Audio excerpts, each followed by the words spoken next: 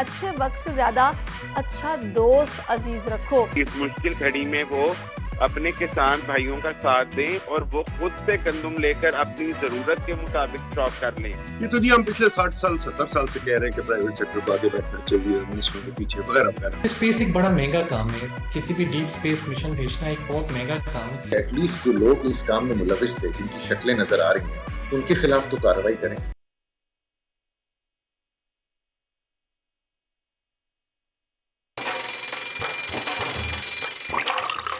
आजकल जिंदगी ही सुबह आउट ऑफ कंट्रोल है, दुनिया बोल है, मेरी दुनिया बोल है।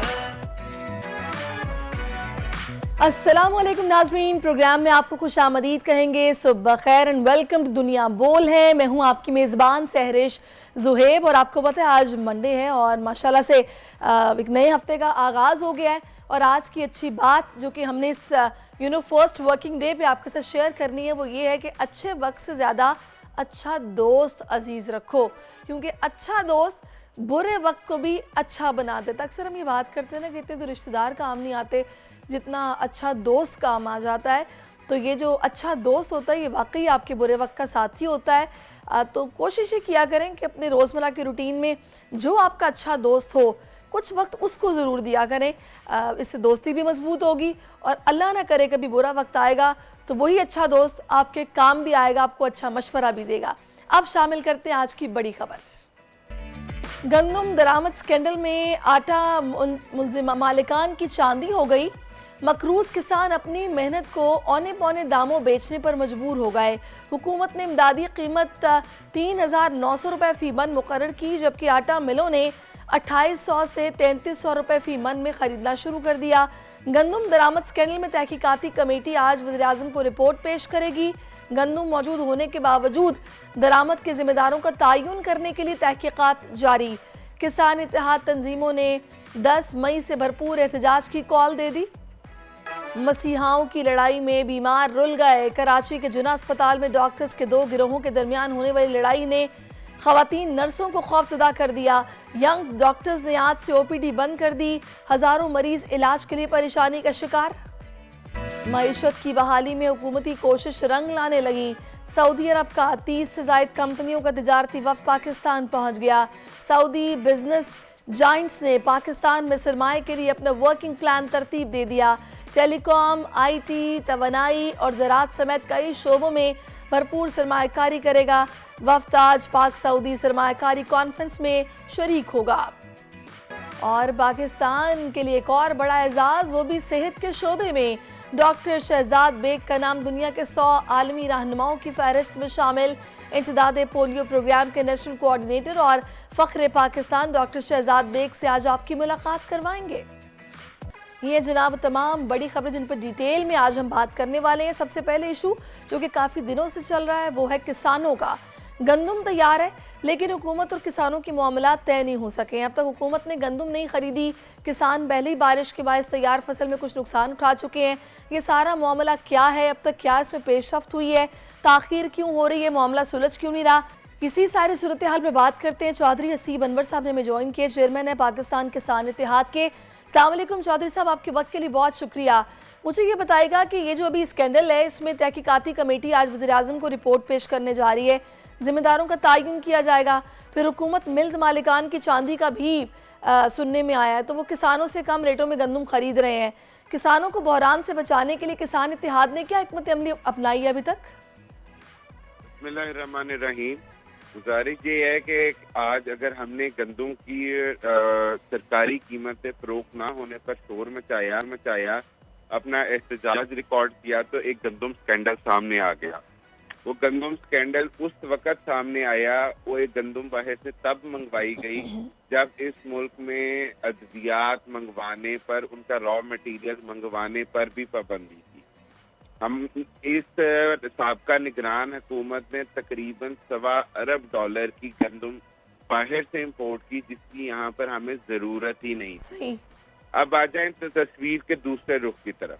मौजूदा हुकूमत इस गंदम स्कैंडल को आगे लाकर असल जो उनका काम था कि वो इस टाइम गंदम की खरीदारी को इंश्योर करते, उस चीज से वो पीछे हट गए हैं। मुझे बताइएगा कि अभी आप लोगों ने फिर क्या हिकमत अमली बनाई है? जाहिर है गंदम तो खराब हो जाएगी जितना डिले होता जाएगा।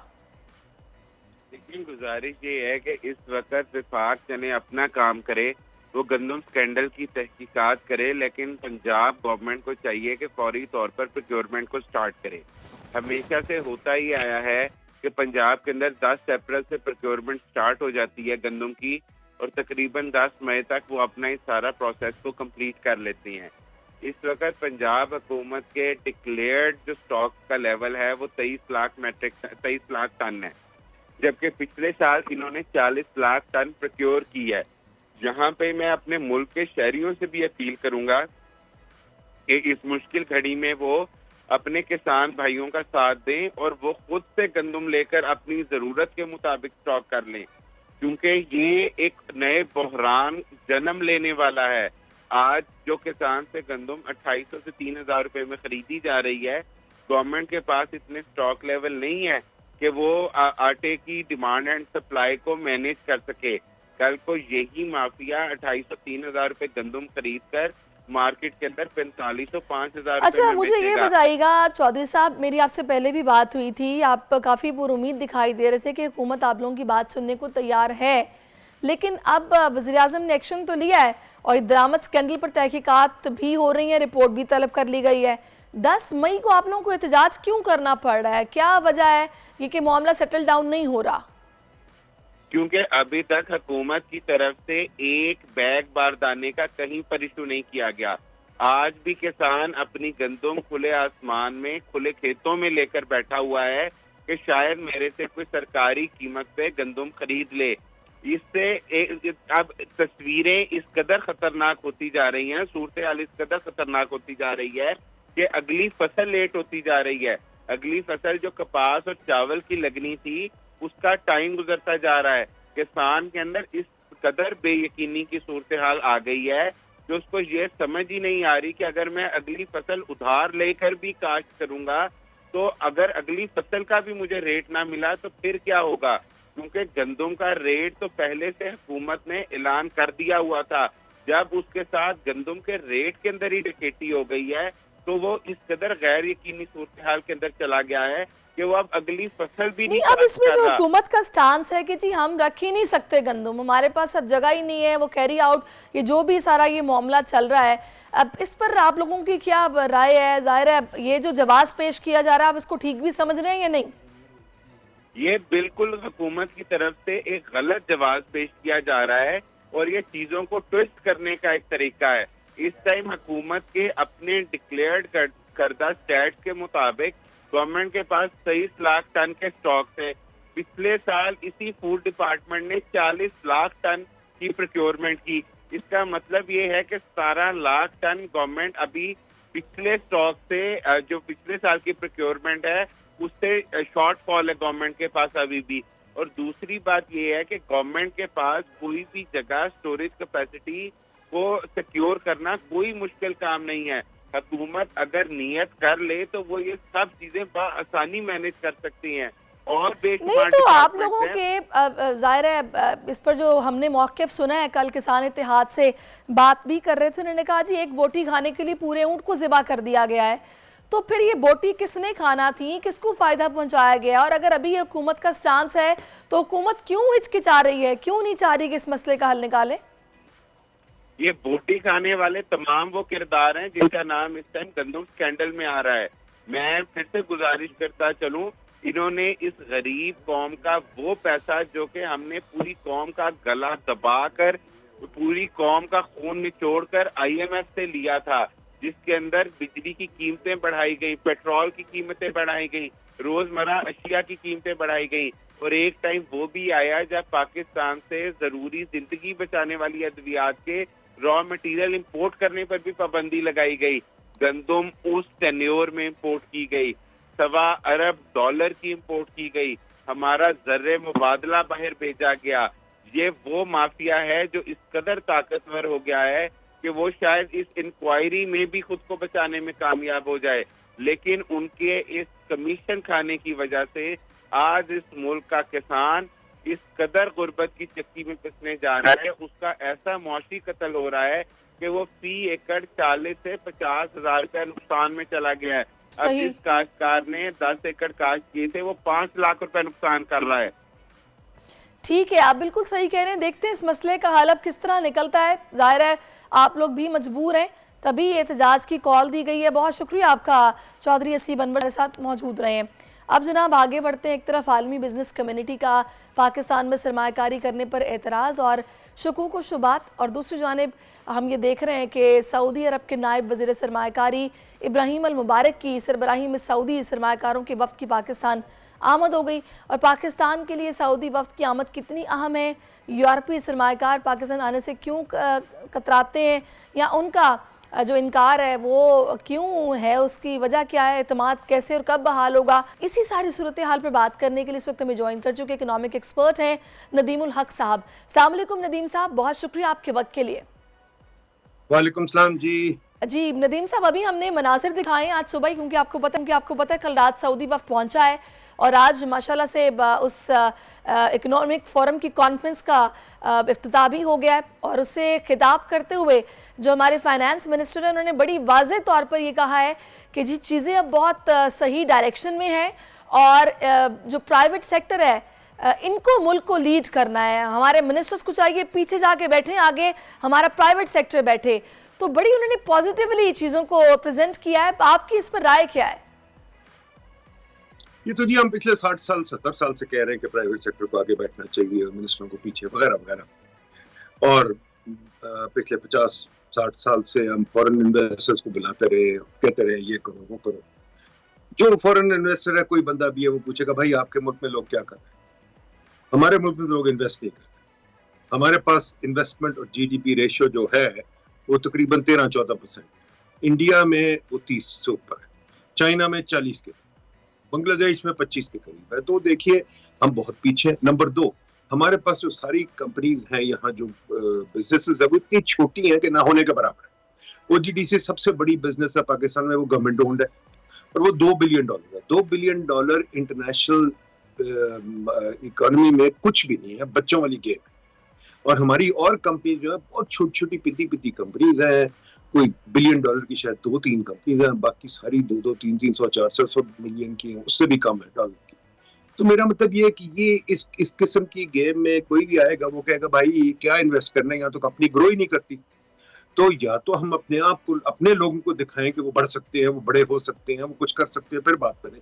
हमारे लोग बड़े क्यों नहीं हो सकते? क्योंकि सारा वक्त हुकूमत उनके पीछे पड़ी रहती है, उनको चोर कहती है, उनको जलील करती है, उनको परमिशनों के निजाम में डाल देती है कि परमिशन लो परमिशन लो परमिशन लो। बना कुछ आप सकते नहीं है यहाँ, अपना कंस्ट्रक्शन कर सकते हैं ना, कुछ कर सकते ना आप नहीं। तो इसमें नदीम साहब, सॉरी टू इंटरप्ट यू, अभी ये जो मैंने सऊदी वफ़द की स्पेशली बात की है, इस पर हमारे वज़ीर आज़म जब कराची आए थे, ताजिरों से उनकी मुलाकात हुई तो उन्होंने कहा कि भाई आपने इनको सॉरी हलीम बिरयानी या निहारियाँ खिलानी है और आपने इनके साथ कारोबार करना है, बस ये आएंगे तो दुनिया ही बदल जाएगी। $10 अरब के सरमायाकारी होने जा रही है। तो आपकी एक्सपेक्टेशंस क्या हैं इस दौरे से, इस वक्त के आने से? मेरी एक्सपेक्टेशन बड़ी सिंपल है मैडम। आप बताइए, आप अपने वालिद के सिर पे चल सकती हैं?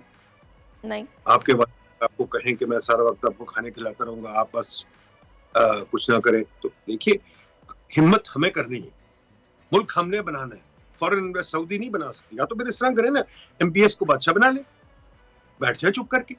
ये बाहर से लोग आके हमें नहीं बना सकते। आई एम सॉरी, आ जाए जरूर आए सर आंखों पे।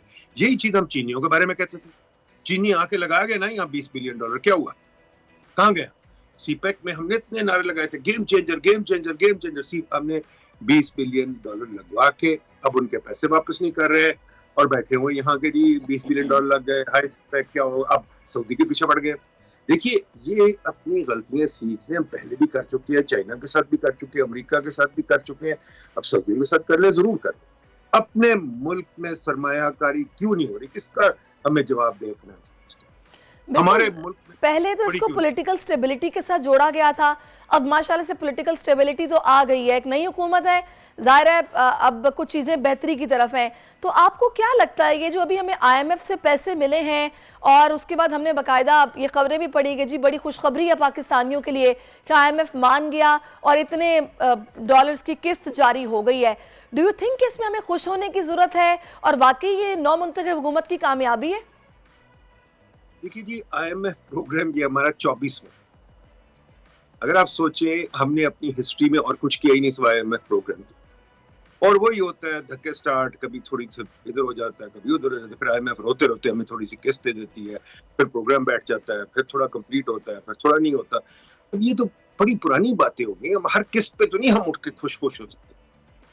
हमें देखना है कि हमारे ग्राउंड रियलिटी क्या, ग्राउंड रियलिटी क्या, हमारे पास बिजनेस कोई नहीं, ग्राउंड रियलिटी है यहाँ बच्चे पढ़े लिखे वेले फिर रहे हैं, ग्राउंड रियलिटी यहाँ ये है कि एजुकेशन आपकी बिल्कुल फालतू है, ग्राउंड रियलिटी है आपका लेबर जो है बिल्कुल अनडिसिप्लिन्ड है, ग्राउंड रियलिटी है आपका अफसर एक पागल हुआ है जो हर किसी को परमिशनें और गंद में डालता है, आपके टैक्स वाले जो हर किसी को चोर कहते हैं, हम वाहिद मुल्क है जो अपने लोगों को चोर कहते हैं, जो अपने लोगों को टैक्स चोर कहते हैं।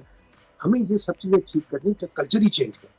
हुकूमत जो है पीछे हटे तो पीछे हटे ना फिर, और हुकूमत फिर अपनी गाड़ियां छोड़े, हुकूमत फिर अपने घर छोड़े, और हुकूमत फिर मैनेजर्स की तरह बैठे। हुकूमत ये ना करे कि ऊपर सिर पे चढ़ के बैठी हुई और दरबार रख रही है और ये कर रही है। ये चीजें हमें बहुत चेंज करने की जरूरत है मैडम। ये कहना कि फॉरेन नदीम साहब, मैं एक बार नहीं कई बार आपको सुन चुकी हूँ जिसमें आप एग्जांपल्स देते हैं इलॉन मस्क की, बिल गेट्स की, टाटा अंबानी की बात आप करते हैं कि वो लोग हैं कि जिन्होंने मतलब कुछ नया करके दिखाया, दुनिया बदली है, बजाय इसके कि किसी के पीछे लगे हो या किसी से गाइडलाइन ली हो। क्या वजह है? क्या हमारे यहाँ माइंडलेस लोग हैं? ऐसा तो नहीं हो सकता ना, यहाँ पर तो ब्रेनफुल लोग बैठे हुए हैं, एक से एक बिजनेसमैन बैठा हुआ है। तो क्या वजह है कि हम उस तरीके से काम नहीं कर पा रहे हैं, हुकूमत में आने वाले लोगों की नीयत नहीं है, या वो उस तरह की स्ट्रेटजीज या पॉलिसीज बनाना नहीं चाहते हैं, उन्हें बनानी नहीं आती? मसला है क्या? मैं तो आपको बता रहा हूँ जी, अगर आप सोचते हैं बहुत ब्रेन वाले लोग बैठे तो बता दीजिए कहाँ है। आपकी कंपनियों में नजर आ रहा है, आपकी यूनिवर्सिटियों में नजर आ रहा है, आपकी ब्यूरोक्रेसी में नजर आ रहा है, आपके पार्लियामेंट में नजर आ रहा है, कौन से यहाँ अक्लमंद लोग बैठे? प्लीज पहली चीज तो हम इतराफ कर लें इस चीज का। हम मसला ये है कि हम अपने आप को ऊपर चढ़ाते रहते हैं, किसी गलती का इतराफ नहीं करते, और गलती के इतराफ किए बगैर आप कुछ नहीं कर सकते। I am sorry. पहली चीज ये है कि हमारे मुल्क में बहुत सारी खराबियां, सिर्फ पॉलिटिकल स्टेबिलिटी नहीं, और पॉलिटिकल स्टेबिलिटी कोई नहीं आई। आप कहती है पॉलिटिकल स्टेबिलिटी, मैं इसको पॉलिटिकल स्टेबिलिटी नहीं कहता। पॉलिटिकल स्टेबिलिटी वो होती है जब के पार्लियामेंट चल रहा हो, और जब के जो वजीर वगैरह ये जो लोग हैं ये चुप करके बैठ के पीछे बैकफुट पे काम कर रहे। ये नहीं कि मैंने अब ये डिस्ट्रीब्यूट करना है, मैंने लोगों को चीजें देनी है, मैंने सड़कें बनानी है, मैंने, ये वजीर का काम नहीं है, ये पार्लियामेंट का काम भी नहीं है, ये काम किसी का नहीं है। पार्लियामेंट का काम भी है सिर्फ डायरेक्शन देना, वजीर का काम है पार्लियामेंट से डायरेक्शन लेके आगे चलना। बाकी जो सड़कें बनाना है, ये चीजें करना है, ये टेक्नोक्रेट्स का काम है, ये इंजीनियर्स का काम, बिजली का निजाम चलाना इंजीनियर्स का काम है। ये वो चलाएंगे, रिपोर्टें देंगे, पार्लियामेंट मिनिस्टर्स रिपोर्ट पढ़ेंगे।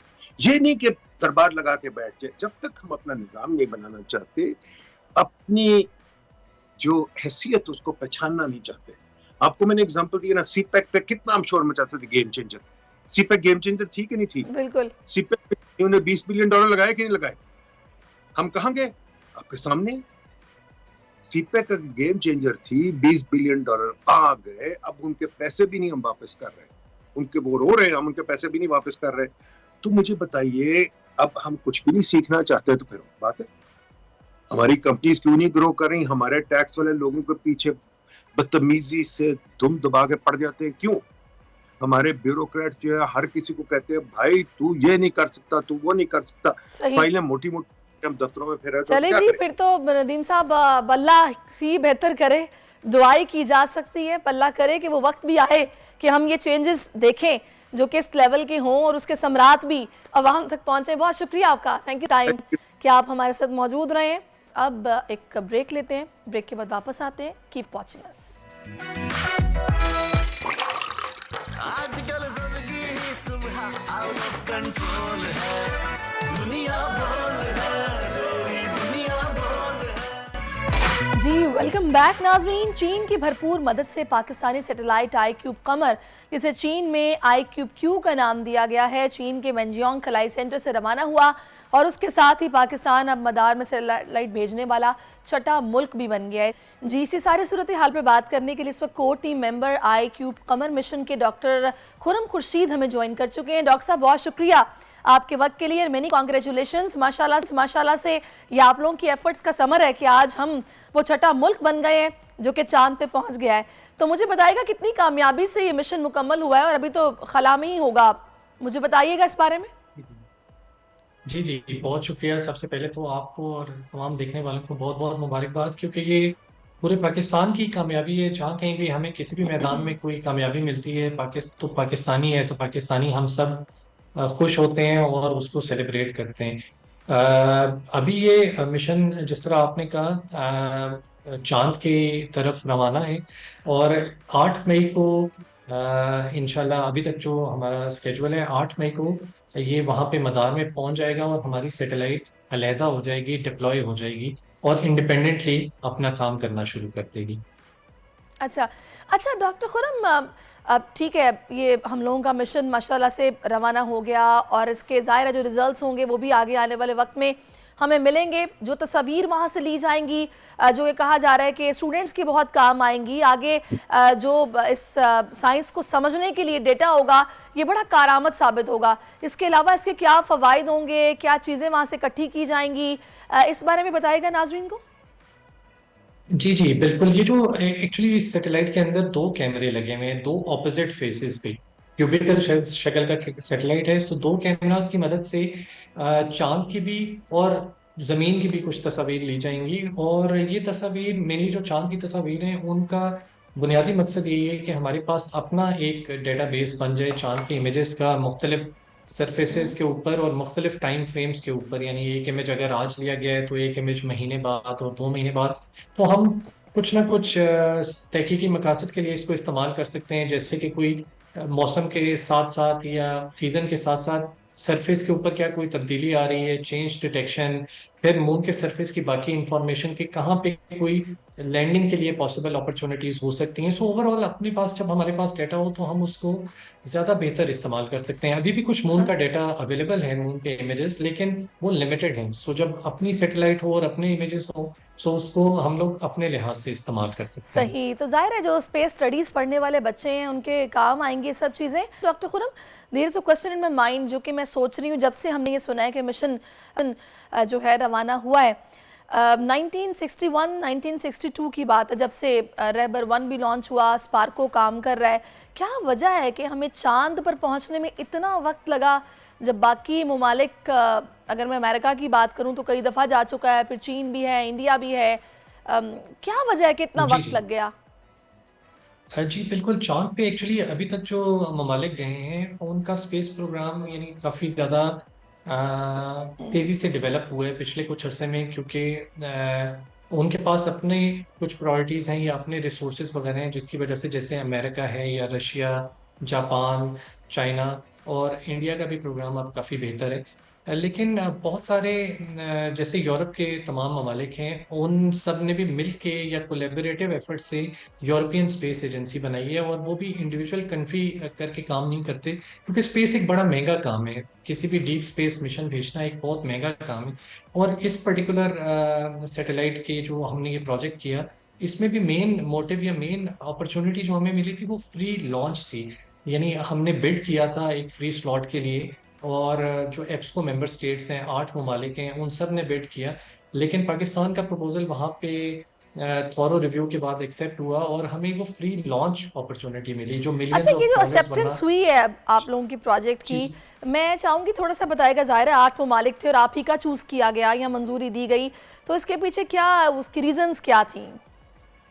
जी इस ये एक्चुअली क्योंकि जो स्पेस अवेलेबल थी वो लिमिटेड स्पेस थी क्यूब सेट के पॉइंट ऑफ व्यू से। उन्होंने चाइनीज ने यही कहा था कि हम मैक्सिमम 10 केजी तक कोई भी चीज़ आपकी सैटेलाइट लेके जा सकते हैं। तो मुख्तलिफ ममालिक ने जो बिल्ड किया उनमें पाकिस्तान का प्रीवियस एक्सपीरियंस भी, इंस्टीट्यूट ऑफ स्पेस टेक्नोलॉजी का प्रीवियस एक्सपीरियंस भी है। हम लोगों ने एक क्यूब सेट, जो कि बहुत छोटी क्यूब सेट थी, बल्कि ये उसका एक मॉडल मेरे पास पड़ा हुआ भी है, ये 10 सेंटीमीटर और 10 सेंटीमीटर का क्यूब, ये हमने 2013 में लॉन्च की थी। आईएसटी के अंदर ये डिज़ाइन हुई, डेवलप हुई, और लॉन्च के लिए हमें ऑफ कोर्स किसी और मुल्क से रब्ता करना पड़ा। ये रशिया से लॉन्च हुई थी।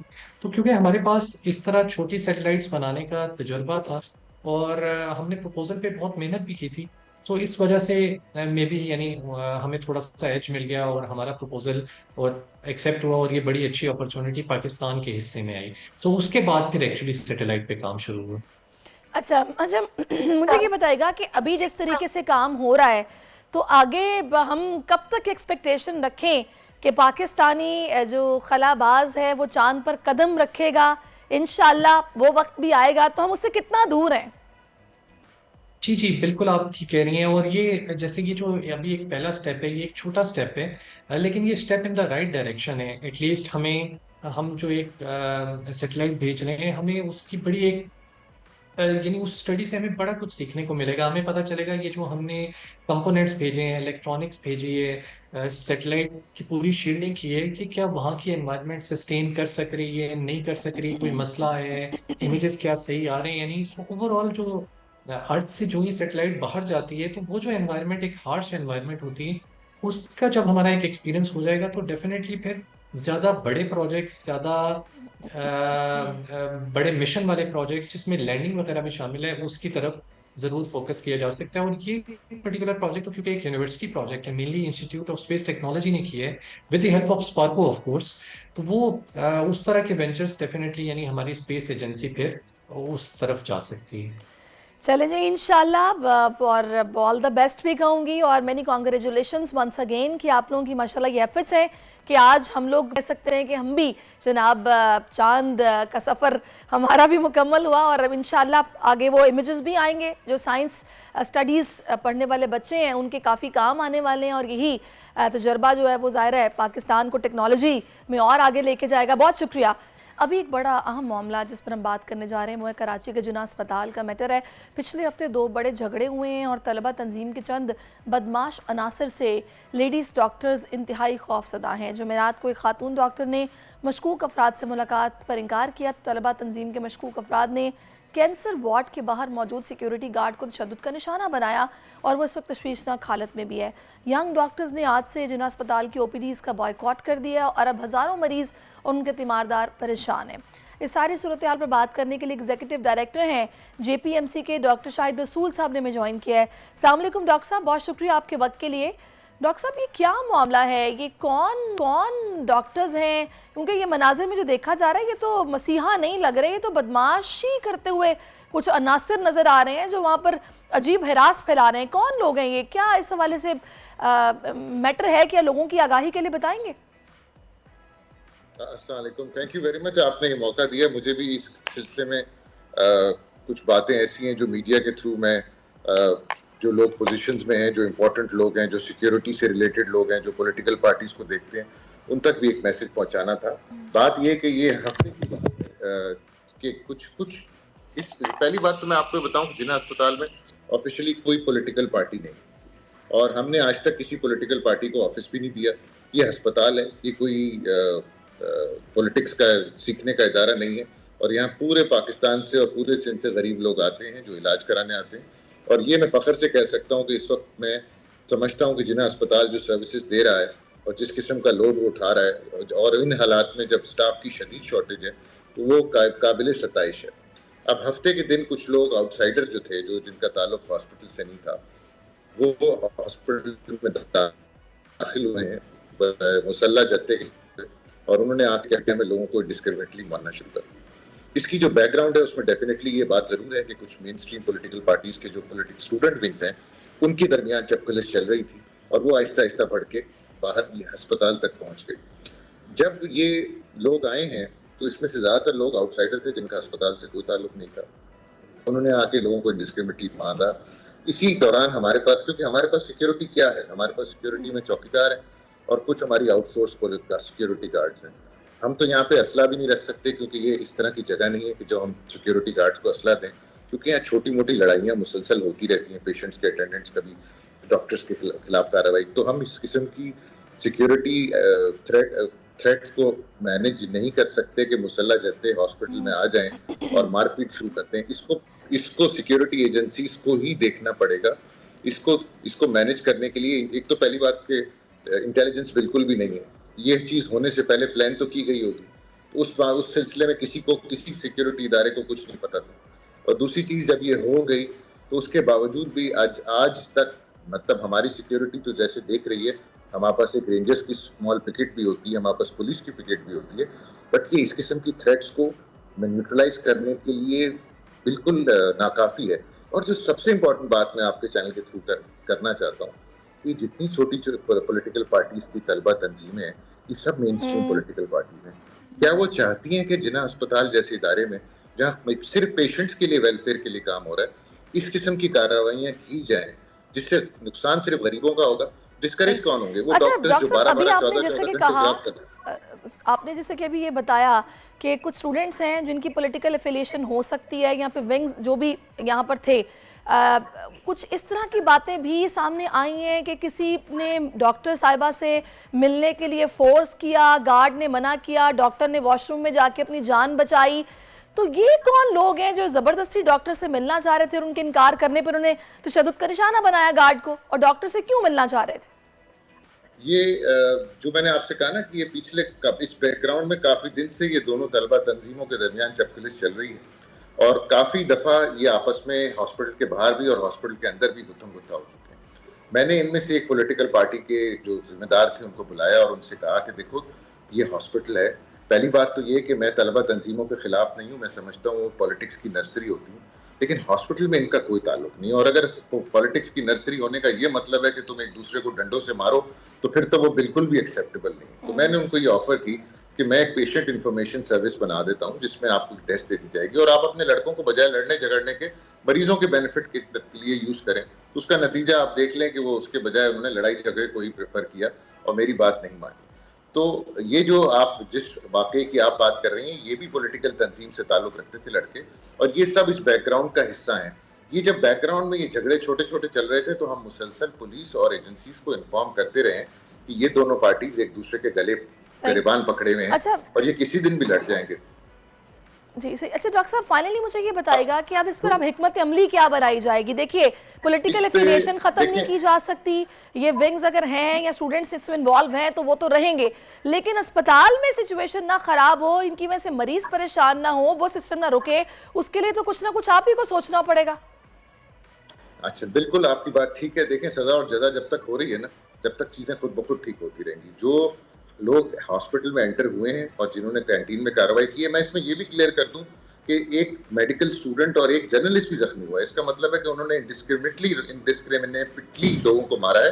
किसी ने कोई पॉलिटिकल आपस में लड़ाई झगड़ा नहीं था, बल्कि एक तरह का अटैक था ये। हम इसकी FIR दर्ज करा चुके हैं, मेरे पास सारी रेलेवेंट CCTV फुटेजेस हैं। मैं सिर्फ आपके चैनल के through inspector general police, core commander साहब रिस्पेक्टेड और IG सिंध के अलावा जो DG रेंजर्स हैं उनसे रिक्वेस्ट करूंगा कि एटलीस्ट जो लोग इस काम में मुलविस थे, जिनकी शक्लें नजर आ रही हैं, जिनको मारते पीटते हुए देखा जा रहा है, उनके खिलाफ तो कार्रवाई करें। शायद इसकी वजह से आइंदा के फ्यूचर इंसिडेंट्स रुक सकें। सही, बहुत शुक्रिया आपका डॉक्टर शाहिद रसूल, एग्जीक्यूटिव डायरेक्टर JPMC, आप हमारे साथ मौजूद रहे और आपने इस हवाले से हमें बताया कि आखिर मामला है। Thank you so much for your time. और बिल्कुल कानून नाफिज करने वाले इदारों को इस पर बिल्कुल सोचना होगा, कोई ना कोई लाहेमल बनाना होगा, वरना ये इस तरह माहौल ख़राब करते रहेंगे। यंगस्टर्स वैसे बड़े जज्बाती होते हैं और अगर उनकी पोलिटिकल एफिलिएशन हो तो मामला बहुत आगे चले जाते हैं, तो ऐसे नहीं होना चाहिए। एक ब्रेक लेते हैं, ब्रेक के बाद वापस आते हैं। Keep watching us. आजकल जिंदगी ही सुबह आउट ऑफ कंट्रोल है, दुनिया बोल है, दुनिया बोल है। जी वेलकम बैक। अब कुछ बात करते हैं। आज 6 मई को दुनिया भर में नो डाइट डे मनाया जा रहा है, जिसका मकसद है डाइटिंग कल्चर के खतरात के बारे में आगाही फराहम करना। नो डाइट डे मनाने का मतलब ये है कि आप कुछ वक्त के लिए भूखा रहने के उसूल की मुखालफत कर रहे हैं, जिसमें किसी न किसी सतह पर रोज़े को भी शामिल किया जा सकता है। अगर आपको वज़न बढ़ता महसूस हो रहा है, तो आप कौन सी ग़िज़ाओं से ख़ुद के बढ़ते वज़न को रोक सकते हैं, यही जानने के लिए आज हमारे साथ मौजूद होंगी जवेरिया महमूद कुरैशी साहिबा। डॉक्टर जवेरिया, आपको हम खुशामदीद कहेंगे, माहिर ग़िज़ाइयत हैं। Thank you so much doctor Javeria for your time. मुझे बताइएगा, आज वर्ल्ड नो डाइट डे है, तो जो लोग खुश होकर डाइट नहीं करते वो तो कहते हैं कि जी पूरा साल ही नो डाइट डे होना चाहिए, ना ही डाइट करनी पड़े। लेकिन ये जो डाइट की जाती है, बाज़-औक़ात हम बस किसी से सुनी सुनाई बातों से डाइट शुरू कर देते हैं। हमें कौन सी डेफिशिएंसीज़ हैं, कौन सी सफिशिएंसीज़ हैं पता नहीं होता, लेकिन हम अपना ईटिंग पैटर्न चेंज कर लेते हैं। कितना डेंजरस है ये? देखिए कि सेहतमंद ज़िंदगी के लिए ज़रूरी है मुतवाज़िन ग़िज़ा, बैलेंस डाइट। क्योंकि जब आप मुतवाज़िन ग़िज़ा लेते हैं, अपनी जो डेली रूटीन है, रोज़मर्रा की जो आपकी खुराक की रूटीन है, उसमें बैलेंस डाइट बहुत ज़्यादा ज़रूरी है। जब जैसे कि आज आपको पता है कि इंटरनेशनल डाइट डे है, और इसका मतलब ये है कि तमाम वो लोग वो जो बहुत ज़्यादा डाइटिंग करते हैं, उसमें होता क्या है कि आपकी बॉडी में बहुत सी डेफिशिएंसीज़ हो जाती हैं, यानी ग़िज़ाई नमकियात की ग़िज़ाई कमी वाक़ई हो जाती है, like vitamin C, vitamin E, और उसके अलावा विटामिन डी वगैरह की, जिससे आपकी बॉडी में डिफरेंट किस्म की बीमारियां जन्म लेने लगती हैं। तो बहुत से लोग ऐसे समझते हैं कि जब कुछ नो डाइट का मतलब होता है कि आपने कुछ खाना ही नहीं है, आपने बिल्कुल फास्टिंग कंडीशंस में चले जाना है, या फिर आपने बहुत थोड़ा या कुछ ना कुछ, मतलब जब आप बाकायदा नमकियात ही नहीं ले रहे होते, या बाकायदा हयातीन यानी कार्बोहाइड्रेट्स, फैट्स, प्रोटीन्स का अपनी खुराक में और बॉडी में इस्तेमाल नहीं कर रहे होते, तो वो हमें बहुत सी जो जिस्मानी बीमारियां उसमें लेके जाता है। तो उसके लिए ज़रूरी है कि जो मतलब we are celebrating the no diet day today, that's why. अच्छा, अब इसमें मुझे बताइएगा कि ये जो डाइटिंग कल्चर है, इसमें मेरे सुनने में तो जो मेरा नॉलेज है, ये जो इंटरमिटेंट फास्टिंग होती है, इसको अक्सर डॉक्टर्स रिकमेंड भी करते हैं कि जस्ट ये रोज़े की तरह का एक होता है डाइटिंग का यानी कि सिस्टम। तो आपके ख्याल में क्या आप इसको सपोर्ट करती हैं, वाकई से एग्री करती हैं कि ये वाली डाइटिंग ठीक है? देखिए कि हमेशा आप चाहे वर्किंग है या फिर आप हाउसवाइफ है या किसी भी किस्म का इंसान का प्रोफेशन है, उसमें जो इंसान ब्रेकफास्ट के टाइम पे यानी नाश्ते के वक्त पे नाश्ता करे, खाने के वक्त पे खाना खाए, और रात के औकात कार में जो मतलब रात का खाना रात के वक्त पे खाए, मतलब वक्त होना चाहिए उसका। ये नहीं है कि आपने नाश्ता दोपहर 2 बजे करे, या उसके अलावा वो इंसान हेल्दी है। दूसरी जगह पे जो आपने पूछा इंटरमिटेंट फास्टिंग, देखिए वो डायबिटिक पेशेंट्स के लिए अच्छी है, रिकमेंडेड भी है, पर हर किसी के लिए नहीं है। आपकी बॉडी में बहुत से टॉक्सिन्स पैदा हो जाते हैं जब हम ये बाहर के मसाला जात और ये बेकरी आइटम्स और इस तरह की अनहेल्दी अनहाइजेनिक चीज़ें खाते हैं।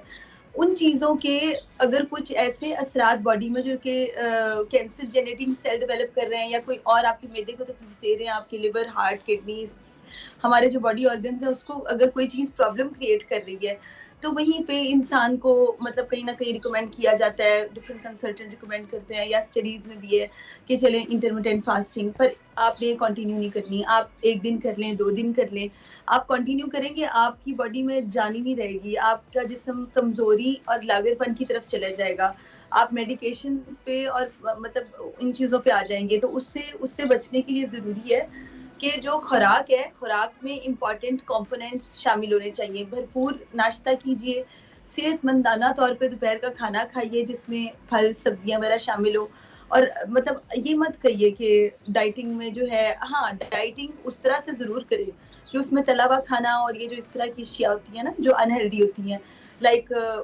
बेकरी आइटम्स का बहुत ज़्यादा इस्तेमाल, बाहर यानी आप ये कह रही हैं कि अगर आप मोटापे से बचना चाहते हैं तो आप अपनी डाइट में जो गलत चीज़ें हैं, जो अनहेल्दी हैं, उनको माइनस कर दें, हेल्दी चीज़ें खाएं, और ज़ाहिर है वो भी बैलेंस खानी पड़ती हैं। ये नहीं कि आप बिल्कुल ही हर वक्त अपना मुंह चलाते रहें, ये चीज़ भी ठीक नहीं होती है।